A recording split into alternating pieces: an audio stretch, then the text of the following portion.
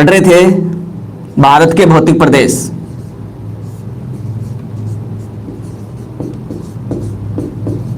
भारत के भौतिक प्रदेश अपने चल रहे हैं और भारत के भौतिक प्रदेशों में कल वाले वीडियो में अपन ने थोड़ा सा पढ़ लिया था। कल वाले वीडियो में अपन ने चर्चा की थी कि भारत को 4 भौतिक प्रदेशों में बांटा गया है। कितने भौतिक प्रदेश बताए थे? 4 भौतिक प्रदेश। बिल्कुल महेंद्र, आप दिल्ली से हैं, थैंक यू आपको। जुड़े रहिए श्री राम परिवार के साथ। 4 भौतिक प्रदेश में भारत को बांटा गया है, जिसमें नंबर 1 पर आता है हिमालय पर्वत। हिमालय पर्वत। नंबर 2 पर आता है मैदानी प्रदेश। नंबर 3 पर आता है प्रायद्वीपीय पठार। प्रायद्वीपीय पठारी प्रदेश। और नंबर 4 पर आता है तटीय प्रदेश। इस प्रकार से 4 भौतिक प्रदेश मैंने आपको कल बताए हैं। कल वाले वीडियो में 4 भौतिक प्रदेशों में अपन बात कर रहे हैं, डिटेल से पढ़ रहे हैं। सबसे पहले हिमालय पर्वतीय प्रदेश को, बिल्कुल हिमालय पर्वतीय प्रदेश। और हिमालय पर्वतीय प्रदेश में हिमालय का प्रादेशिक वर्गीकरण अपन पढ़ चुके हैं। बिल्कुल रोहित, आप उत्तराखंड से हैं, थैंक यू। जुड़े रहिए श्री राम परिवार के साथ।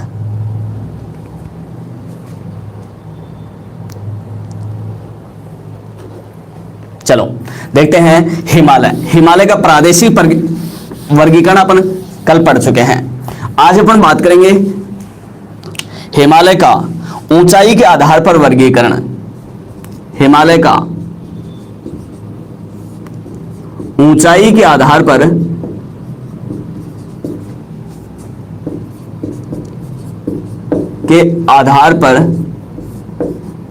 वर्गीकरण।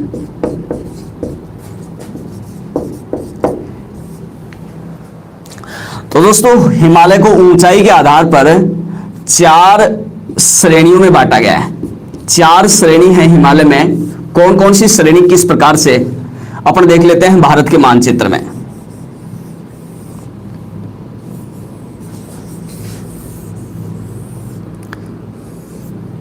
ये अपना भारत है।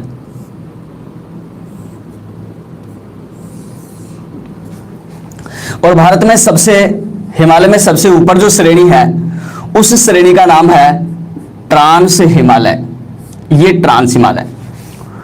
उसके बाद में दूसरी जो श्रेणी है, इस श्रेणी का नाम है महान हिमालय। तीसरी जो श्रेणी आती है नाम है लघु हिमालय। और चौथी और अंतिम जो लास्ट श्रेणी आती है उसका नाम है शिवालिक हिमालय। शिवालिक हिमालय। दोस्तों, इस प्रकार से हिमालय को ऊंचाई के आधार पर 4 भागों में बांटा गया है, 4 श्रेणियों में बांटा गया है। नंबर 1 ट्रांस, नंबर 2 महान हिमालय, नंबर 3 लघु हिमालय और नंबर 4 शिवालिक हिमालय। दोस्तों, इनका ये क्रम उत्तर से दक्षिण की ओर क्रम एग्जाम में पूछा जाता है। क्रम पूछा जाता है तो याद रखें, क्रम इसका उत्तर से दक्षिण की ओर। सबसे पहले ट्रांस, उसके बाद में महान, उसके बाद में लघु और उसके बाद में शिवालिक हिमालय। कल ट्रांस हिमालय को भी अपन पिछले वीडियो में पढ़ चुके हैं। आज अपन महान हिमालय से चर्चा करने वाले हैं। तो बात करते हैं महान हिमालय से।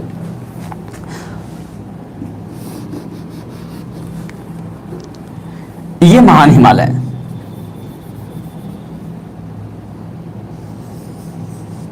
महान हिमालय। दोस्तों, इस महान हिमालय के कई नाम हैं। महान हिमालय को कहा जाता है ग्रेट हिमालय। इसी को कहा जाता है ग्रेट हिमालय। ग्रेट हिमालय। महान हिमालय को कहते हैं ग्रेट हिमालय। इसी को कहा जाता है हिमाद्री हिमालय। हिमाद्री हिमालय। और इसी को एक नाम दिया जाता है, इसी को कहते हैं आंतरिक हिमालय। तो याद करें दोबारा से, 4 नाम है इसके। महान, जिसको अंग्रेजी में कहते हैं ग्रेट, महान हिमालय या ग्रेट हिमालय। इसी को कहा जाता है हिमाद्री हिमालय। हिमाद्री हिमालय इसको इसलिए कहते हैं कि दोस्तों इसकी ऊंचाई ज्यादा है, और ऊंचाई ज्यादा होने के कारण ये वर्ष भर बर्फ से ढका हुआ होता है, और वर्ष भर बर्फ से ढका हुआ होने के कारण, बर्फ को धारण करने के कारण इसको हिमाद्री के नाम से जाना जाता है।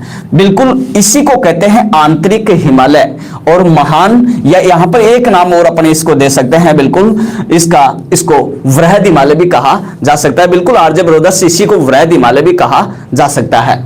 तो इसको महान हिमालय, ग्रेट हिमालय, हिमाद्री हिमालय, आंतरिक हिमालय या वृहद हिमालय के नाम से जाना जाता है। तो नाम देख लेंगे एक बार दोबारा से, महान, ग्रेट, हिमाद्री, आंतरिक और वृहद हिमालय।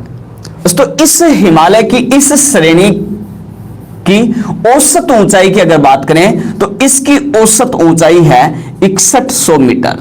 इसकी औसत ऊंचाई है 6100 मीटर। दोबारा से देखें, पूरे संपूर्ण हिमालय की औसत ऊंचाई तो 6000 मीटर है, जो मैंने आपको कल वाले क्लास में बताया है। इसकी हिमालय की औसत ऊंचाई तो 6000 मीटर, लेकिन महान हिमालय केवल एक श्रेणी की बात करोगे तो इसकी ऊंचाई 6100 मीटर है। यानी कहने का मतलब यह है कि सभी श्रेणियों में यह सबसे ऊंची श्रेणी है। और दोस्तों ये हिमालय की सबसे ऊंची श्रेणी नहीं है, यह संपूर्ण विश्व की सबसे ऊंची श्रेणी है। विश्व की सबसे ऊंची श्रेणी, विश्व की सबसे ऊंची श्रेणी है ये। अगर प्रश्न ये आ जाए विश्व का सबसे ऊंचा पर्वत कौन सा है, तो पर्वत हो जाएगा हिमालय पर्वत, दुनिया का सबसे ऊंचा पर्वत है। और यदि बात आ जाए कि विश्व की सबसे ऊंची पर्वत श्रेणी कौन सी है, तो श्रेणी हो जाएगी महान हिमालय। तो इस महान हिमालय के निर्माण की मैं बात करूं तो इसका निर्माण हुआ था इयोसीन काल में। इयोसीन काल में निर्माण इसका हुआ, इयोसीन काल में लगभग ये माना जाता है 7.5 करोड़ साल पहले, 7.5 करोड़ वर्ष पूर्व इयोसीन काल में इसका निर्माण हुआ। ये जो महान हिमालय है ये सबसे ऊंचा होने के कारण विश्व की अधिकांश ऊंची जितनी भी चोटियां हैं, ऊंची जितनी भी चोटी हैं, वो सबसे ज्यादा इसी महान हिमालय में है। अगर आप बात करोगे संसार में टोटल 96 चोटियों की लिस्ट बनाओगे तो 2 चोटियों को छोड़ करके 94 ऊंची चोटियां, विश्व की अधिकांश ऊंची चोटियां जो हैं वो महान हिमालय में पाई जाती हैं। जैसे महान हिमालय की सबसे ऊंची चोटी माउंट एवरेस्ट, माउंट एवरेस्ट ये महान हिमालय में ही है। माउंट एवरेस्ट महान हिमालय में ही है। कौन से हिमालय में? महान हिमालय में। हालांकि खैर माउंट एवरेस्ट नेपाल में पड़ता है, नेपाल, माउंट एवरेस्ट नेपाल में। ऊंचाई कितनी? हाँ बिल्कुल विजय, बिल्कुल सही बताया आपने, 8848 मीटर। बिल्कुल, हाँ बिल्कुल सुनीता, बिल्कुल हिमालय में सबसे ऊंची चोटी है ये, सबसे ऊंची चोटी है। हाँ थैंक यू इंडियन क्लासेस, बिल्कुल थैंक यू आपको। हाँ बिल्कुल अशोक जी, बिल्कुल थैंक यू आपको। हाँ बिल्कुल संजय, हाँ बिल्कुल मिस्टर कुमार नवीनतम, हाँ बिल्कुल 8850 मीटर वर्तमान में। हाँ इसकी ऊंचाई 8848 मीटर है, लेकिन वर्तमान में नवीनतम तथ्यों के आधार पर इसकी ऊंचाई 8850 मीटर मानी गई है, क्योंकि इसकी ऊंचाई लगातार बढ़ रही है। बिल्कुल संजय, नमस्ते नमस्ते, बिल्कुल नमस्ते। इसकी माउंट एवरेस्ट की ऊंचाई जो है 8848 मीटर। बिल्कुल कुंदन गलत, 8825 क्यों लिख रहे हो आप?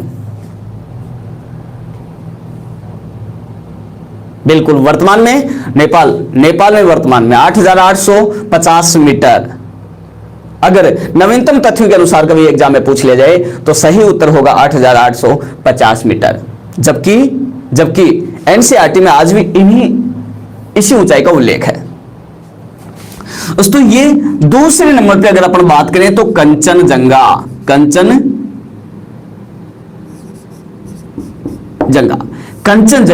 ये अपने सिक्किम में है।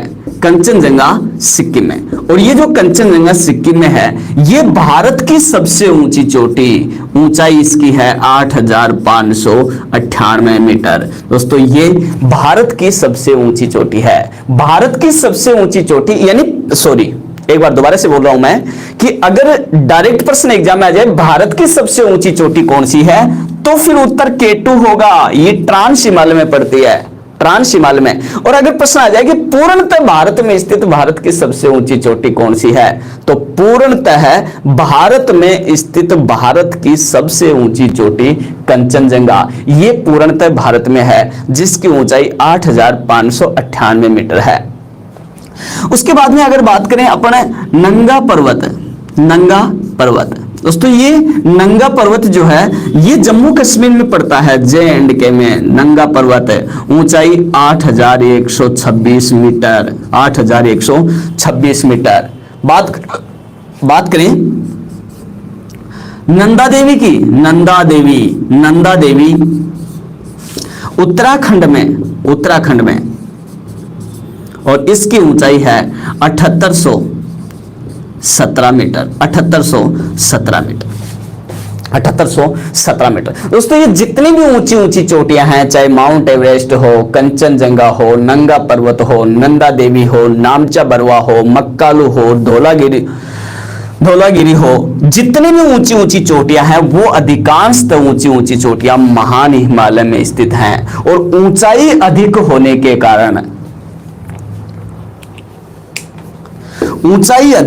के कारण इन चोटियों पर साल भर बर्फ जमी रहती है, और बर्फ जमी रहने के कारण इसको हिमाद्री हिमालय के नाम से भी जाना जाता है। हाँ, चलते हैं आगे थोड़ा सा। तो भी साल भर बर्फ से ढके होने के कारण यहाँ की एक खास विशेषता वो और ये है कि हिमालय से निकलने वाली अधिकांश जो नदियां हैं, हिमालय से निकलने वाली अधिकांश जो नदियां हैं वो भी महान हिमालय से ही निकलती हैं, इसी श्रेणी से निकलती हैं। जितनी भी नदियां हैं, चाहे वो सिंधु हो, चाहे वो ब्रह्मपुत्र हो, चाहे वो गंगा हो, जितनी भी ऊंची लंबी जो नदियां हैं वो अधिकांशतः महान हिमालय से ही निकलती हैं। तो ये था महान हिमालय। उसके बाद में बात करते हैं अपन लघु हिमालय की। अगली श्रेणी अगर बात करें लघु हिमालय की, तो लघु हिमालय को एक नाम और दिया जाता है, इसी को कहा जाता है मध्यम हिमालय, मध्यम हिमालय, या अंग्रेजी में इसी को कहा जाता है मिडिल हिमालय, मिडिल हिमालय। इसी को कहते हैं लघु हिमालय का ही दूसरा नाम है मध्यम हिमालय, और इसी का तीसरा नाम है मिडिल हिमालय। लघु जो हिमालय है, इस लघु हिमालय की औसत ऊंचाई 3700 से 4500 मीटर है। इसकी औसत ऊंचाई 3700 से 4500 मीटर है। 3700 से 4500 मीटर इसकी औसत ऊंचाई है। इसकी ऊंचाई ज्यादा नहीं है, देखा जाए तो महान हिमालय से तो आधी के लगभग, यानी कि थोड़ी बहुत ही ठीक ठाक, मतलब आधे से थोड़ी सी ज्यादा है, बाकी इसकी ऊंचाई ज्यादा नहीं है। और ऊंचाई ज्यादा नहीं होने के कारण दोस्तों यहाँ पर केवल सर्दियों में बर्फ पड़ती है, बाकी गर्मियों में यहाँ की बर्फ पिघल जाती है। और गर्मियों में यहाँ की बर्फ पिघल जाने के कारण यहाँ पर कुछ घास के मैदान बनते हैं, जिनके बारे में अपन चर्चा करेंगे।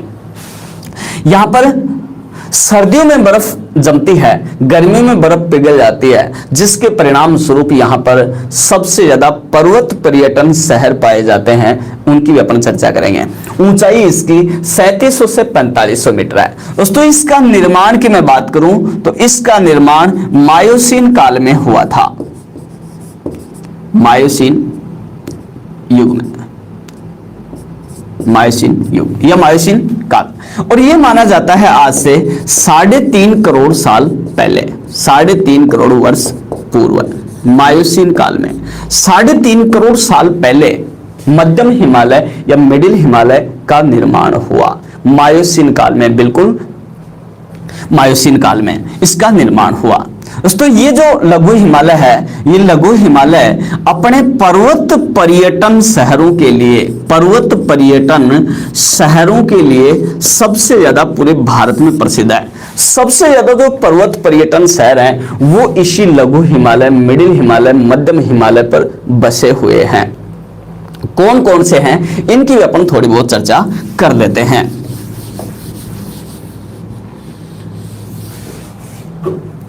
जैसे बात करें अपन मंसूरी,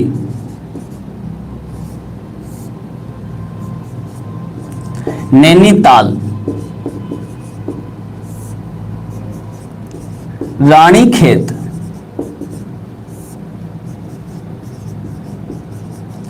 अल्मोड़ा, ये जो पर्वत पर्यटन शहर हैं ये इसी मध्यम हिमालय में उत्तराखंड में बसे हुए हैं।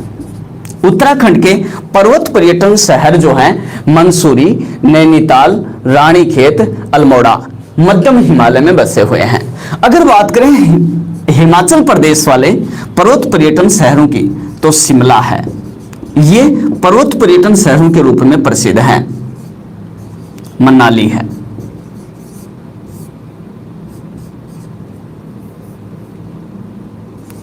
डलहौजी नगर है। डलहौजी नगर, ये जो पर्वत पर्यटन शहर हैं ये पड़ते हैं एचपी हिमाचल प्रदेश में। शिमला, मनाली, डलहौजी नगर ये एचपी हिमाचल प्रदेश में। इधर बात करें पश्चिमी बंगाल की तो पश्चिमी बंगाल में दार्जिलिंग,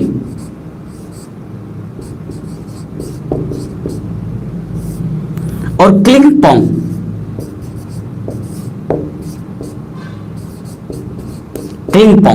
ये दो शहर ऐसे हैं जो पश्चिमी बंगाल में हैं। और एक गंगटोक, और गंगटोक की राजधानी तो आपको सबको, गंगटोक जो है वो सिक्किम की राजधानी है, ये आपको सबको पता होगा। ये भी एक पर्वत पर्यटन शहर के रूप में प्रसिद्ध है। तो गंगटोक, हाँ बिल्कुल थोड़ा सा ऊपर लिख रहे हैं। गंगटोक सिक्किम पर्वत पर्यटन शहर, दार्जिलिंग, क्लिंगपोंग पश्चिमी बंगाल, शिमला, मनाली, डलहौजी नगर एचपी हिमाचल प्रदेश, मंसूरी, नैनीताल, रानीखेत, अल्मोड़ा उत्तराखंड के पर्वत पर्यटन शहर हैं। और ये भी, हाँ बिल्कुल संजय ऊपर लिख रहे हैं, हाँ तो ये पर्वत पर्यटन शहर हैं जो इसी मध्यम हिमालय में बसे हुए हैं। कौन से हिमालय में? मध्य हिमालय में।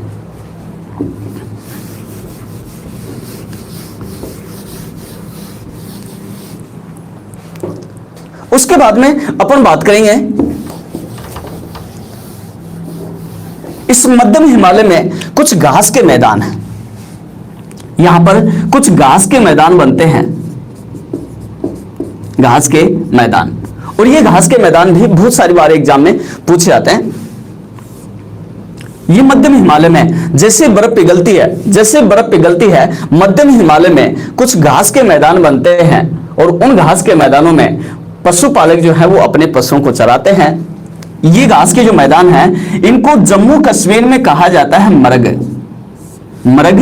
जैसे सोनमर्ग और गुलमर्ग। प्रश्न इस प्रकार से आता है कि सोनमर्ग, गुलमर्ग क्या है? तो आंसर होगा घास के मैदान। और ये हैं जम्मू कश्मीर में, J&K में। जम्मू कश्मीर में घास के मैदानों को क्या कहा जाता है? यह भी प्रश्न आता है कि जम्मू कश्मीर में घास के मैदानों को क्या कहा जाता है? तो जम्मू कश्मीर में घास के मैदानों को मर्ग कहा जाता है, जैसे सोनमर्ग और गुलमर्ग। बात करें उत्तराखंड और हिमाचल प्रदेश में, हिमाचल प्रदेश में इनको कहा जाता है बुग्याल। एचपी हिमाचल प्रदेश में इनको कहते हैं बुग्याल। जबकि उत्तराखंड में इनको कहा जाता है पयार। उत्तराखंड में घास के मैदानों को पयार के नाम से जाना जाता है। दोबारा से देखेंगे आप, कुछ घास के मैदानों के बारे में अपन बात कर रहे हैं। मर्ग, सोनमर्ग, गुलमर्ग जम्मू कश्मीर में, उत्तराखंड में, हिमाचल प्रदेश में घास के मैदानों को कहा जाता है बुग्याल, जबकि उत्तराखंड में घास के मैदानों को कहा जाता है पयार। और ये बुग्याल, पयार, मर्ग जो हैं घास के मैदान, ये भी मध्यम हिमालय में, लघु हिमालय में पाए जाते हैं। ये भी कौन से हिमालय में पाए जाते हैं? लघु हिमालय में।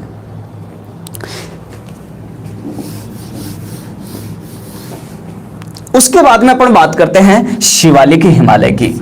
दोस्तों इस शिवालिक हिमालय को उप हिमालय भी कहा जाता है, इसी को कहते हैं उप हिमालय। शिवालिक हिमालय को कहा जाता है उप हिमालय। ये जो शिवालिक हिमालय है, इसका एक ही नाम मिलता है, बस एक ही नाम का उल्लेख मिलता है, उप हिमालय। कौन से हिमालय को कहते हैं? शिवालिक हिमालय को।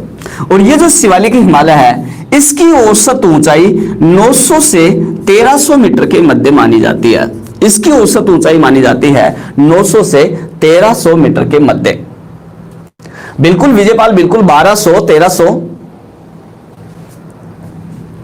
हाँ दोस्तों, इस शिवालिक हिमालय का निर्माण जो है प्लियोसीन काल में हुआ था। इसका निर्माण हुआ था कौन से काल में?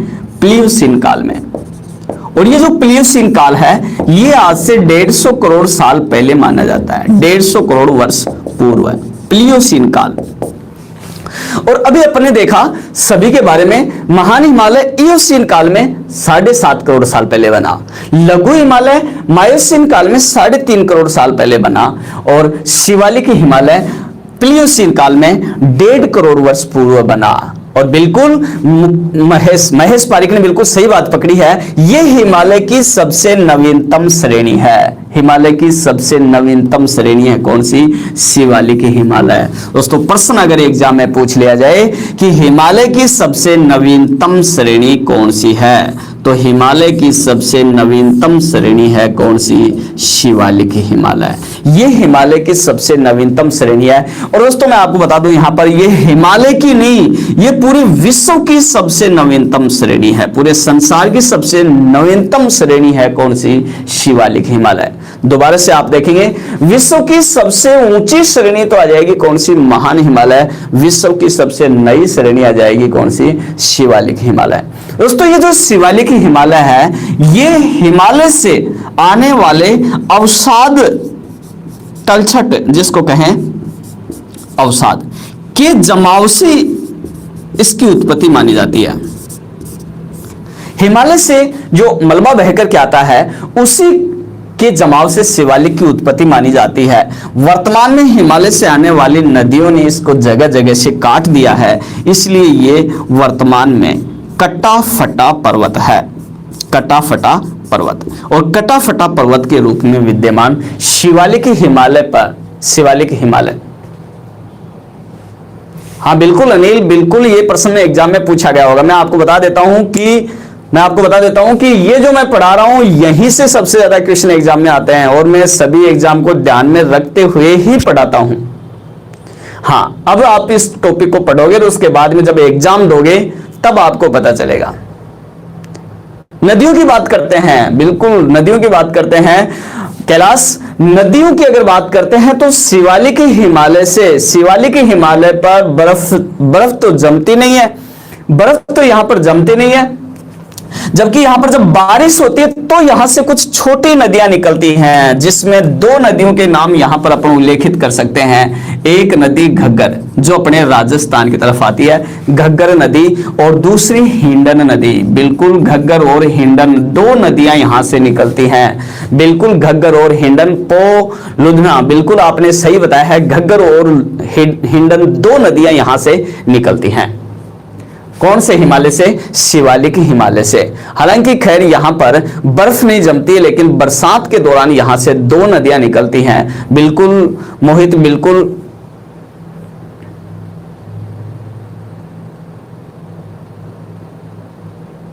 हाँ बिल्कुल, घग्गर और हिंडन 2 नदियां यहां से निकलती हैं। दोस्तों इसके अलावा हिमालय में इन चोटियों के अलावा और भी बहुत सारी चीजें पूछी जाती हैं, जो कौन कौन सी हैं। अदरवाइज अगर अपन बात करें तो हिमालय की कुछ घाटियां प्रसिद्ध हैं, और उन घाटियों के बारे में चर्चा करते हैं जो एग्जाम में पूछा जाता है।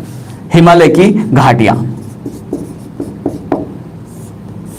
घाटियों की बात करें तो तीन चार घाटियां यहां की बड़ी प्रसिद्ध हैं जो बार बार एग्जाम में पूछी जा रही हैं। सबसे पहली घाटी लद्दाख, सबसे ज्यादा एग्जाम में पूछी जाती है। लद्दाख घाटी कौन कौन सी श्रेणियों के मध्य है। दूसरी घाटी पूछी जाती है कश्मीर घाटी, कौन कौन सी श्रेणियों के मध्य है। तीसरी घाटी पूछी जाती है कुल्लू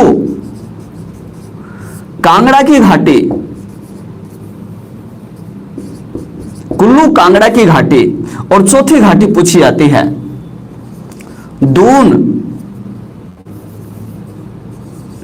और द्वार।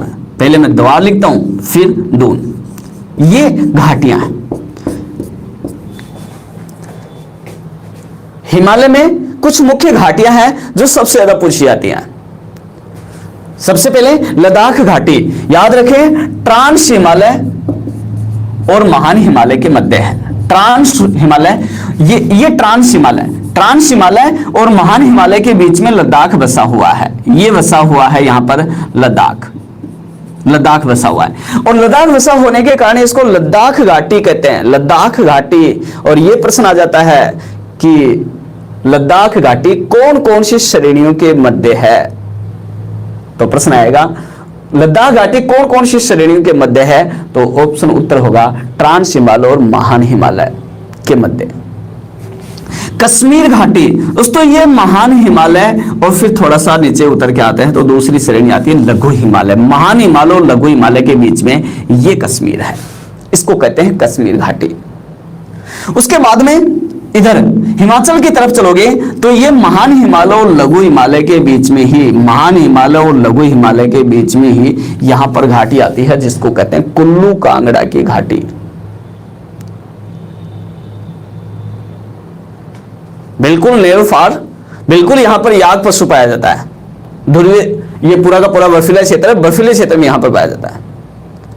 बिल्कुल संजय लिखते हैं सर आप अच्छा पढ़ाते हो। संजय थैंक यू आपको भाई, आप अच्छे से समझते हो इसलिए मैं अच्छा पढ़ा लेता हूं।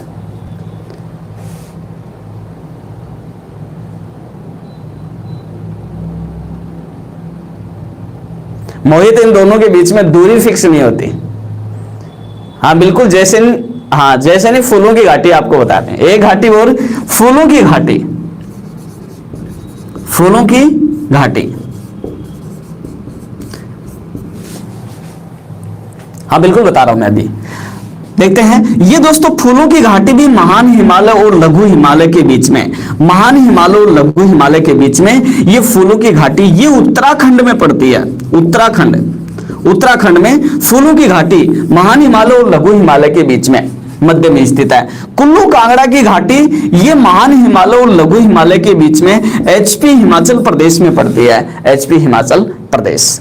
बिल्कुल यहां लघु हिमालय और शिवालिक हिमालय के बीच में अगर आप दक्षिण की तरफ आ जाओगे तो लघु हिमालय और शिवालिक हिमालय के बीच में, यहां लघु हिमालय और शिवालिक हिमालय के बीच में यहां पर जो घाटियां पाई जाती हैं उनकी एक खास विशेषता है दोस्तों। इन घाटियों को यदि आप पूर्व की तरफ आओगे तो इधर पूर्व में इनको द्वार कहा जाता है, पूर्व में इनको कहते हैं द्वार। जबकि अगर आप पश्चिम की तरफ जाओगे तो पश्चिम में इन्हीं लघु और शिवालिक के बीच में, यदि आप पश्चिम की तरफ जाओगे तो पश्चिम में इनको कहा जाता है दून। और ये द्वार और दून, ये दोनों की दोनों जो घाटियां हैं उत्तराखंड में स्थित हैं। कहां पर स्थित है? उत्तराखंड। बिल्कुल धर्मेंद्र आप स्क्रीनशॉट ले सकते हो, मैं स्क्रीनशॉट का टाइम देकर के उसके बाद में ही डिलीट करता हूं। बिल्कुल ये देहरादून, हां द्वार इन घाटियों में बसे हुए कुछ शहरों के नाम जैसे हरिद्वार,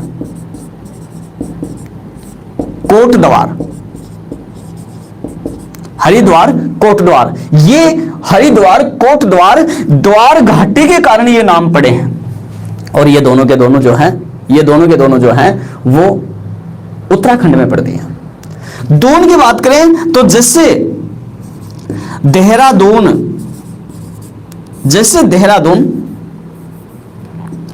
पाटली दून, ये दून है। और ये दून जो है, ये दून घाटी के कारण ही इन शहरों के नाम देहरादून, पाटलिदून रखे गए हैं।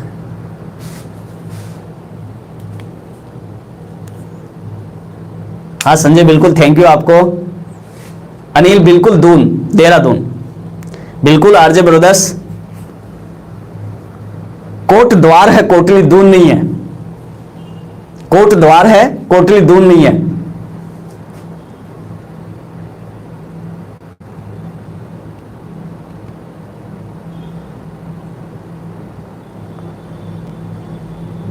रोहित चौहान क्या कह रहे हो? डिलीट कर दिया बस। हाँ संजय, पुराने स्टूडेंट हो, थैंक यू आपको। हाँ सुरेंद्र, सुरेंद्र जी गुड मॉर्निंग।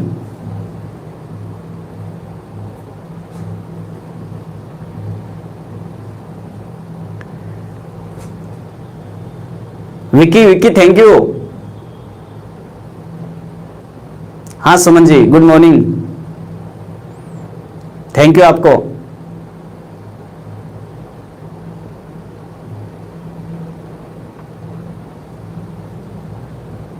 बिल्कुल संजय, बिल्कुल संजय, संजय नाम है आपका, बिल्कुल।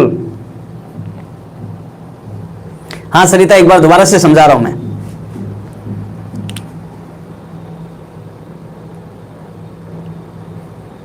गोपीराम हिस्ट्री क्लास शुरू होने वाली है, जैसे सर आएंगे क्लास शुरू हो जाएगी। जैसे क्लास शुरू होगी आपको इन्फॉर्म कर दिया जाएगा।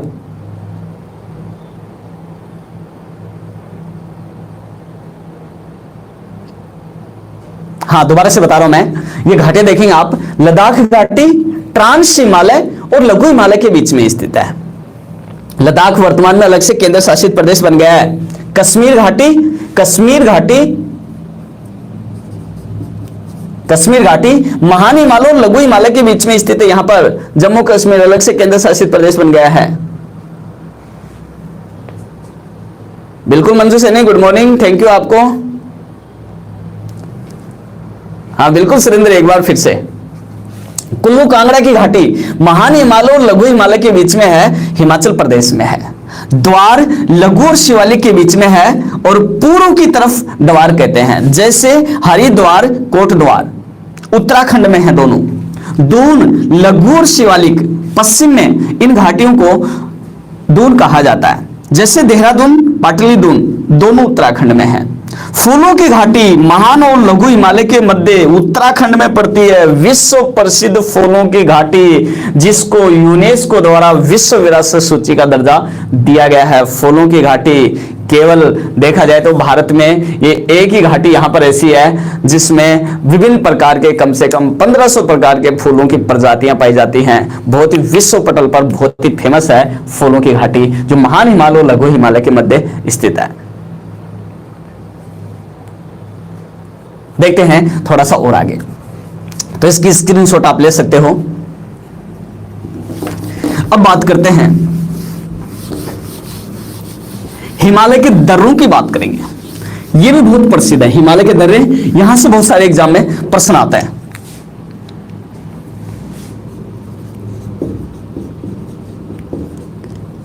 हिमालय के दर्रे, तो सबसे पहले तो मैं आपको बता दूं कि दर्रा जो है ये घाटी का गहरा रूप होता है। घाटी का गहरा रूप होता है दर्रा। घाटियां जो है जब अपरदन के कारण और गहरी हो जाती हैं तो उसको दर्रा कहा जाता है। दर्रे जो हैं ये पहाड़ों के बीच में आवागमन के रास्ते उपलब्ध करवाते हैं। आवागमन के मार्ग उपलब्ध करवाते हैं। तो कौन कौन से दर्रे प्रसिद्ध हैं, कौन कौन से दर्रे हैं, इनके बारे में अपन बात करेंगे। इन दर्रों से होकर के कहीं पर नदियां बहती हैं, इन्हीं दर्रों से होकर के कहीं पर आवागमन के रास्ते उपलब्ध होते हैं। प्राचीन काल में अगर अपन बात करें तो प्राचीन काल में अधिकांश जितने भी हमलावर आए हैं वो इन्हीं दर्रों से होकर के भारत में आए हैं। इनमें सबसे पहले अपन बात करेंगे इधर जम्मू कश्मीर की तरफ, जम्मू कश्मीर के दर्रों की अगर बात करते हैं तो सबसे पहले दर्रा आता है, आजकल तो ये लद्दाख में चला गया, इधर कराकोरम। सबसे पहला दर्रा कराकोरम, कराकोरम। कराकोरम जो दर्रा है लद्दाख में है दोस्तों, ये भारत का सबसे ऊंचा दर्रा है, भारत का सबसे ऊंचा दर्रा कराकोरम। इस दर्रे की ऊंचाई 5,642 मीटर, 5,642 मीटर, 5642 मीटर ऊंचा कराकोरम दर्रा भारत का सबसे ऊंचा दर्रा है, भारत का सबसे ऊंचा दर्रा है कौन सा? कराकोरम। दोस्तों ये कराकोरम जो दर्रा है ये कराकोरम श्रेणी में है, कराकोरम श्रेणी में स्थित है। मैंने आपको कल ही बताया कराकोरम जो श्रेणी है इसको एशिया का मेरुदंड या एशिया की रीढ़ कहा जाता है, एशिया की रीढ़ या एशिया का मेरुदंड कहा जाता है कराकोरम श्रेणी को। और इस कराकोरम श्रेणी में एक दर्रा है, दर्रे का नाम भी कराकोरम है। दोस्तों ये कराकोरम भारत का सबसे ऊंचा दर्रा है जिसकी ऊंचाई 5,642 मीटर है। हाँ बिल्कुल ललित, राम राम, अब आए हो आप। हाँ, उसके बाद में बात करते हैं कराकोरम दर्रा की कि ये भारत का सबसे ऊंचा दर्रा है कराकोरम दर्रा। दोस्तों ये जो दर्रा है ये अपने भारत को इधर मध्य एशिया से जोड़ता है, भारत को मध्य एशिया, यहां पर तिब्बत भी है, मध्य एशिया, तिब्बत, या फिर आगे अगर अपन बात करें तो चीन को जोड़ता है। किसी भी तरीके से प्रश्न घुमा करके पूछा जा सकता है, प्रश्न पूछा जा सकता है कराकोरम दर्रा किस किस को आपस में जोड़ता है? तो कराकोरम दर्रा भारत को मध्य एशिया, ये भी सही, भारत को तिब्बत, ये भी सही, और भारत को चीन से जोड़ने वाला जो दर्रा है उसका नाम है कराकोरम दर्रा। प्रश्न इस प्रकार से भी आ सकता है भारत को तिब्बत से जोड़ने वाला कौन सा दर्रा कौन सा है? तो कौन सा होगा? कराकोरम दर्रा। बिल्कुल राजकुमार, बिल्कुल गुड मॉर्निंग आपको। नहीं महेश, 5,624 मीटर नहीं है, इसकी ऊंचाई 5642 मीटर ही है। हाँ भरत सनी, राम राम। हाँ बिल्कुल संजय, पीडीएफ मिल जाएगा आपको। पीडीएफ के लिए आपको टेलीग्राम पर हमारा चैनल है श्री राम EDU 15,200, वो चैनल ज्वाइन कीजिएगा। एक ग्रुप भी है श्री राम स्टूडेंट्स ग्रुप, वो ग्रुप ज्वाइन कीजिएगा। वहां पर आपको सारे के सारे PDF, क्यूज, प्रश्नों की जो क्यूज डेली का टेस्ट पेपर वगैरह है वो आपको मिल जाएगी। वहां पर डेली अपडेट होता है, सारी क्लासें कौन कौन सी ऑनलाइन क्लास होगी, कौन कौन सी क्लास कब होगी, ये सारी चीजें भी, सूचनाएं जो है वो आपको वहां पर मिल जाएंगी। बिल्कुल सुमन, गुड मॉर्निंग। राजकुमार कोई बात नहीं है, नए स्टूडेंट हो तो कोई दिक्कत नहीं है, आप श्री राम परिवार के साथ में जुड़िए, आपको ऐसे लगेगा जैसे मैं पुराना स्टूडेंट ही हूं।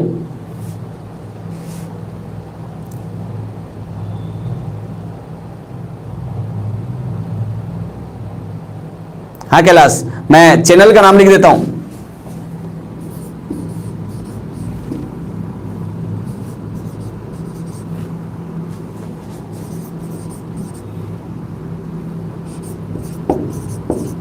ये चैनल अपना टेलीग्राम पर ये चैनल है, ज्वाइन कर लीजिएगा, श्री राम EDU 15,200। चलते हैं थोड़ा सा आगे। ये कराकोरम दर्रा भारत को मध्य एशिया, तिब्बत और चीन से जोड़ने वाला नगर को लेह से जोड़ता है। दो दर्रे यहां पर नीचे की साइड में, दो दर्रे यहां नीचे की साइड में यहां पर हैं, थोड़ा सा और नीचे आएंगे तो इधर जम्मू आ जाएगा। जम्मू को श्रीनगर, कश्मीर की तरफ जोड़ने वाले दो दर्रे, जम्मू को श्रीनगर से, एक दर्रे का नाम है पीर पंजाल, पीर पंजाल दर्रा। मैं यहां पर आपको बता दूं कि पीर पंजाल एक श्रेणी है, और ये जो पीर पंजाल श्रेणी है ये लघु हिमालय में पड़ती है। लघु हिमालय में एक पीर पंजाल श्रेणी है और उस पीर पंजाल श्रेणी में पीर पंजाल दर्रा है। और ये पीर पंजाल दर्रा जो है ये जम्मू को श्रीनगर से जोड़ता है।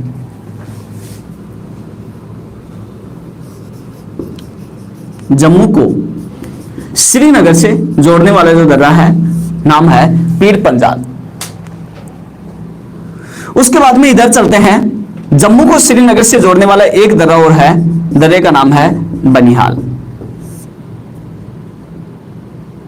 बनिहाल दर्रा। और ये जो दर्रा है, ये जो दर्रा है बनिहाल दर्रा, ये दर्रा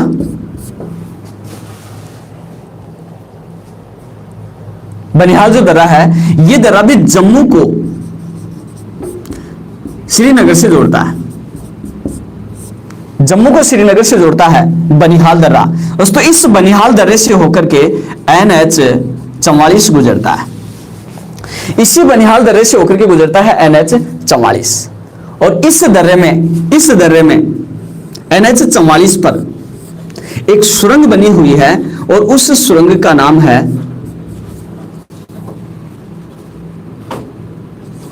श्यामा प्रसाद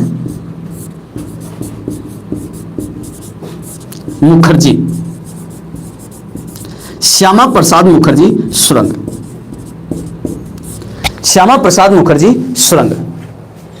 दोबारा से देखें दोस्तों, ये बनिहाल दर्रे में एक सुरंग बनी हुई है, सुरंग का नाम है श्यामा प्रसाद मुखर्जी।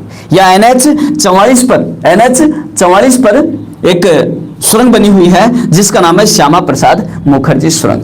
दोस्तों ये जो सुरंग है इस सुरंग का पुराना नाम था चेनानी नासरी, चेनानी नासरी पुराना नाम था इसका चेनानी नासरी, इसका पुराना नाम चेनानी नासरी था, जो हाल ही में 16 अक्टूबर 2019 में 16 अक्टूबर 2019 में इसका नाम बदल करके श्यामा प्रसाद मुखर्जी सुरंग कर दिया गया है। आरजे ब्रदर्स, ये जोजिला दर्रे में नहीं है, ये सुरंग बनिहाल दर्रे में ही है, जोजिले दर्रे में नहीं है।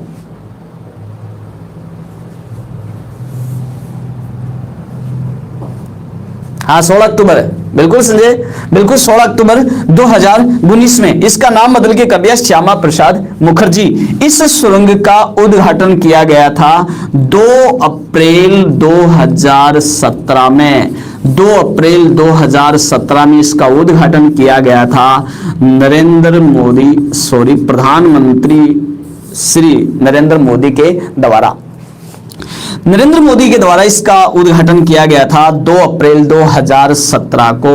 और ये भारत की सबसे लंबी सुरंग है, भारत की सबसे लंबी सुरंग, भारत की सबसे लंबी सुरंग है श्यामा प्रसाद मुखर्जी सुरंग, जिसकी लंबाई 9.2 किलोमीटर, इसकी लंबाई है 9.2 किलोमीटर। एक बार दोबारा से देखेंगे, श्यामा प्रसाद मुखर्जी जिसका पूरा नाम चेनानी नासरी, चेनानी नासरी का नाम बदल के श्यामा प्रसाद मुखर्जी किया गया था 16 अक्टूबर 2019 को।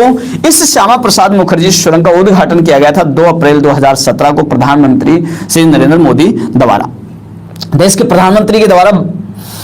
ये भारत की सबसे लंबी सुरंग है और इसकी लंबाई है 9.2 किलोमीटर, 9.2, बिल्कुल नया नाम है इसका श्यामा प्रसाद मुखर्जी सुरंग। इसी में एक सुरंग और है और उस सुरंग का नाम है जवाहर सुरंग,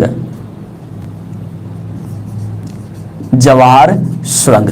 और ये जो जवाहर सुरंग है, ये जवाहर सुरंग भी इसी बनिहाल दर्रे में बनी हुई है, जवाहर सुरंग भी इसी बनिहाल दर्रे में बनी हुई है। बिल्कुल जय सैनी, बिल्कुल ये दूसरे नंबर पे आती है, दूसरी सबसे लंबी सुरंग है जवाहर सुरंग। ये भारत की दूसरी सबसे लंबी सुरंग है जवाहर सुरंग, भारत की दूसरी सबसे लंबी सुरंग है जवाहर सुरंग।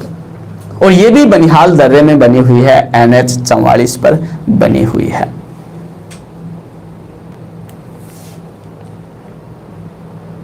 हाँ बिल्कुल ये दूसरे नंबर की सुरंग है। हाँ उसके बाद में देखते हैं यहां पर दो तीन दर्रे और हैं जम्मू कश्मीर में। एक का नाम है खरदुंगला,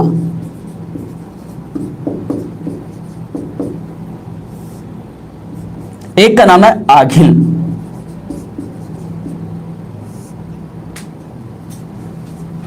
एक का नाम है फोटुला। ये जम्मू कश्मीर के अन्य दर्रे हैं। तो एक बार दोबारा से देखेंगे, जम्मू कश्मीर के दर्रे खरदुंगला, आगिल, फोटुला, बनिहाल दर्रा, पीर पंजाल दर्रा, काराकोरम दर्रा, जोजिला दर्रा और बुर्जिल दर्रा। ये सारे के सारे जो दर्रे हैं ये जम्मू कश्मीर और लद्दाख क्षेत्र में हैं। स्क्रीनशॉट आप इसका ले सकते हो। इसके बाद में बात करते हैं हिमाचल प्रदेश के दर्रों की। और हिमाचल प्रदेश के दर्रों की अगर बात करते हैं तो हिमाचल प्रदेश यहां पर ये तीन दर्रे बहुत ही फेमस हैं, प्रसिद्ध हैं। एक दर्रे का नाम है रोहतांग दर्रा, रोहतांग दर्रा। एक दर्रे का नाम है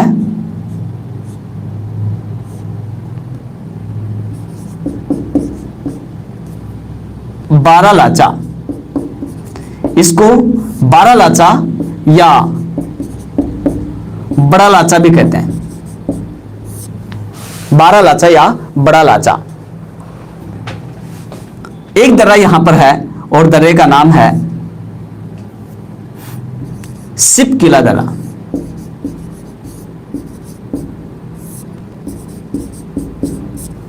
तीन दर्रे, रोहतांग, बारालाचा या बड़ा लाचा और सिपकिला दर्रा, तीनों के तीनों हिमाचल प्रदेश में हैं। सबसे पहले बात करते हैं रोहतांग दर्रे की। दोस्तों ये रोहतांग जो दर्रा है ये स्पीति को लेह से जोड़ता है। स्पीति को लेह से जोड़ने वाला दर्रा है रोहतांग दर्रा। इस रोहतांग दर्रे में एक सुरंग बनाई जा रही है जिसको नाम दिया गया था रोहतांग टनल। इस सुरंग को नाम दिया गया था रोहतांग टनल। दोस्तों वर्तमान में इस रोहतांग टनल का नाम बदल करके अटल टनल कर दिया गया है, अटल टनल कर दिया गया है। और ये अटल टनल इसका नाम बदल के किया गया था 25 दिसंबर 2019 को। 25 दिसंबर प्रश्न आ सकता है एग्जाम में, 25 दिसंबर, हाल ही में 25 दिसंबर 2019 को कौन से टनल का नाम बदलकर अटल टनल कर दिया गया? तो कौन सा tunnel? Rohtang tunnel. Rohtang tunnel जो है बिल्कुल लेह मनाली को जोड़ता है। स्पीति से स्टार्ट होता है, ये मनाली की तरफ आ सकते हैं, मनाली हिमाचल प्रदेश में ही है। 25 दिसंबर 2019 को 25 दिसंबर 2019 को इसका नाम बदल करके अटल टनल कर दिया गया। अटल बिहारी वाजपेयी हमारे पूर्व प्रधानमंत्री थे, इसके नाम पर इसका नाम बदल के कर दिया गया। बारालाचा या बड़ा लाचा जो दर्रा है, इस दर्रे से होकर के चिनाब नदी भारत में प्रवेश करती है। चिनाब नदी भारत में प्रवेश करती है। और सिपकिला दर्रे की बात करें तो सिपकिला दर्रे से होकर के सतलज नदी भारत में प्रवेश करती है। ये प्रश्न आता है एग्जाम में कि सतलज नदी किस दर्रे से होकर भारत में प्रवेश करती है? तो दर्रा कौन सा होगा? सिपकिला दर्रा। चिनाब नदी किस दर्रे से होकर भारत में प्रवेश करती है? तो बारालाचा या बड़ा लाचा। और रोहतांग दर्रा किस किस को आपस में जोड़ता है? तो स्पीति को लेह से जोड़ता है। बिल्कुल दीपक, सतलज नदी सिपकिला दर्रे से होकर ही भारत में प्रवेश करती है। सतलज नदी सिपकिला दर्रे से होकर के भारत में प्रवेश करती है। और यह प्रश्न बहुत सारे एग्जाम में पूछा जाता है कि सतलज नदी किस दर्रे से होकर भारत में प्रवेश करती है। यह दर्रा नदी के लिए प्रसिद्ध है, ये बारालाचा बड़ा लाचा ये भी नदी के लिए प्रसिद्ध है। और ये रोहतांग दर्रा इस टनल के लिए प्रसिद्ध है, इस सुरंग के लिए प्रसिद्ध है। ये बिल्कुल विजय, बिल्कुल।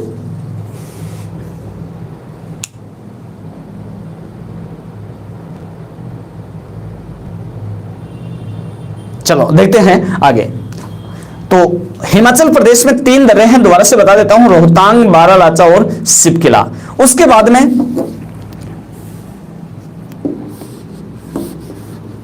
उत्तराखंड के दर्रों की बात करते हैं। दोस्तों उत्तराखंड में अगर आते हैं तो उत्तराखंड में 4 दर्रे यहां पर प्रसिद्ध हैं और लगभग बराबर में ही हैं। एक का नाम है माना, एक का नाम है नीति,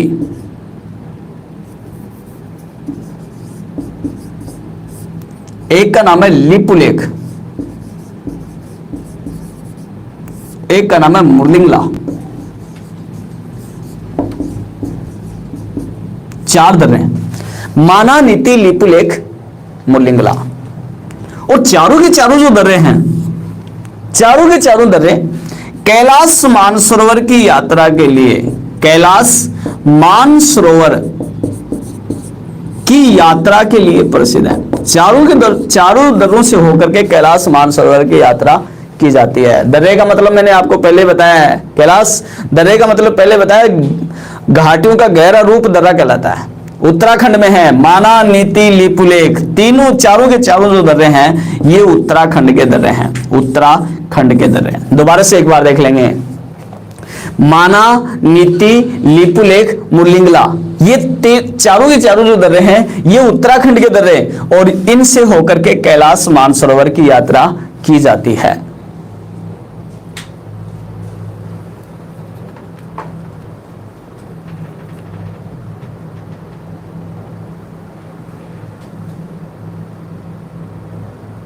बिल्कुल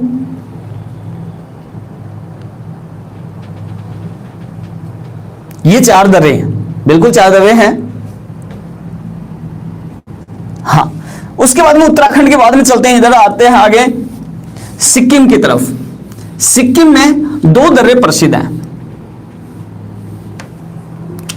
ये सिक्किम, और सिक्किम में 2 दर्रे प्रसिद्ध हैं। एक दर्रा नाथुला और दूसरा दर्रा है जोजिला।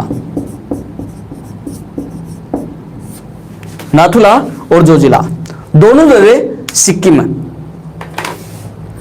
देखिए दोनों की विशेषता बताओ, देखें क्या क्या विशेषता, किस किस को जोड़ते हैं।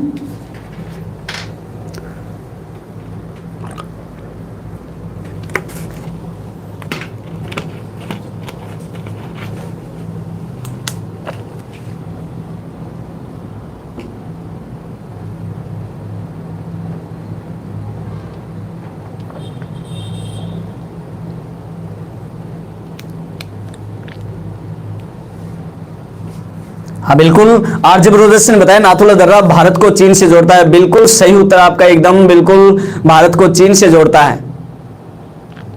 बिल्कुल जैसे नहीं, बिल्कुल नाथुला दर्रा भारत को नेपाल और चीन दोनों से जोड़ता है। बिल्कुल ये नेपाल से भी जोड़ता है और चीन से भी जोड़ता है। कैलाश ला मतलब दर्रा होता है।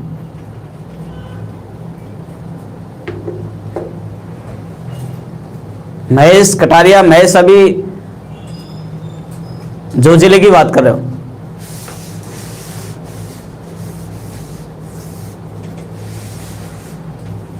महेश कटारिया कहां जो जिला की बात कर रहे हो, बात नाथुला की, सॉरी बिल्कुल लिखने में थोड़ी सी मिस्टेक हुई है, जेलेपला है, जेलेपला। बिल्कुल जो जिला श्रीनगर को ले से जोड़ता है, ये जेलेपला है, जो जिला नहीं है।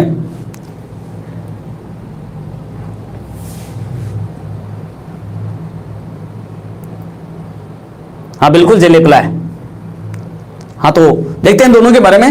नाथुला जो दर्रा है ये भारत को चीन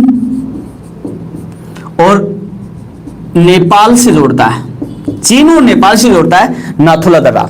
दोस्तों ये जो नाथुला दर्रा है ये चीन और भारत को जोड़ता है। भारत और चीन का जो व्यापारिक मार्ग है, भारत और चीन का जो व्यापारिक मार्ग है वो इसी दर्रे से होकर के गुजरता है। वो इस नाथुला दर्रे से होकर के गुजरता है। भारत और चीन का व्यापारिक मार्ग, यानी भारत और चीन के मध्य जितना भी आयात निर्यात होता है, व्यापार होता है, वो इसी रास्ते से होकर के होता है, नाथुला दर्रे से। मैं आपको बता दूं, यहां पर नाथुला दर्रा जो है, इसको एक बार 1962 का जब युद्ध हुआ तो 1962 में एक बार इसको बंद कर दिया गया था।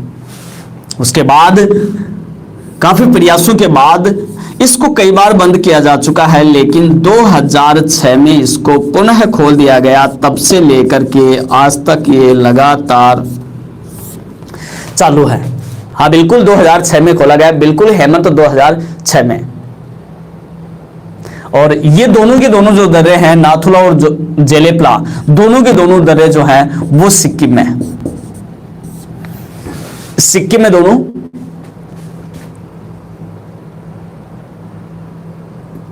बिल्कुल 2003 में समझौता हुआ था। बिल्कुल विद्या बिल्कुल जीके विद्या मंदिर स्टडी बिल्कुल 2003 में समझौता हुआ, 2006 में इसको खोला गया। फिर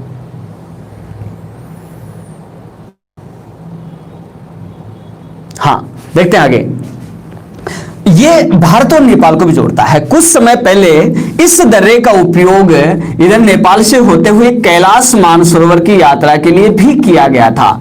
तो ये भी प्रश्न 1-2 एग्जाम में देखा गया है कि किस दर्रे का, हाल ही में किस दर्रे का उपयोग कैलाश मानसरोवर की यात्रा के लिए किया गया था। तो कौन सा दर्रा होगा? नाथुला। उसके बाद में बात करते हैं जेलेपला दर्रे की। जेलेपला जो दर्रा है ये भारत में पश्चिमी बंगाल के क्लिंगपोंग को, क्लिंगपोंग, और ये क्लिंगपोंग जो है ये पड़ता है पश्चिमी बंगाल में, पश्चिम बंगाल के क्लिंगपोंग को और तिब्बत की राजधानी ल्हासा से जोड़ता है। तिब्बत की राजधानी ल्हासा से जोड़ता है भाई। कौन सा दर्रा? जेलेपला। जेलेपला दर्रा इधर, जेलेपला दर्रा क्लिंगपोंग पश्चिमी बंगाल को ल्हासा, तिब्बत की राजधानी ल्हासा से जोड़ता है। दोनों शहरों को, या मैं यहां पर देश की बात करूं तो भारत और तिब्बत को जोड़ता है कौन सा दर्रा? जेलेपला। शहर की बात पूछ ली जाए तो क्लिंगपोंग जो कि पश्चिम बंगाल भारत का है, ल्हासा जो कि तिब्बत का है, इन दोनों को आपस में जोड़ता है जेलेपला दर्रा। सिक्किम में 2 दर्रे हैं जो काफी प्रसिद्ध हैं। उसके बाद में आते हैं अरुणाचल प्रदेश में। अरुणाचल प्रदेश में 3 दर्रे प्रसिद्ध हैं। एक दर्रा है, दर्रे का नाम है यांगयाप। दूसरा दर्रा है, दर्रे का नाम है